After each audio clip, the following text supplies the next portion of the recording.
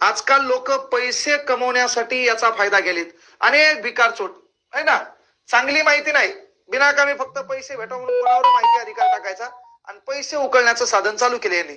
हा खऱ्या अर्थानं पुढचा अधिकारी गिल्टी करायलाय, तो हरामखोर समजा पैशाचा विपर्यास करायलाय, किंवा महत्वाची गोष्ट शासनाच्या योजना लपवायलाय, गावात सरपंच बेजार करायलाय, है ना, सदस्य बेजार करायलाय, गावाच्या विकासाकडे लोकांचं दुर्लक्ष आहे, त्यांनी काहीतरी काम केलंय, त्या कामाची रक्कम वेगळीच आहे मात्र लागली वेगळी, असं काही वाटलं माहिती अधिकार टाक. पण उगत त्याचं मोह पटत नाही, त्याला कसा ताण द्यायचा आहे म्हणून माहिती अधिकार.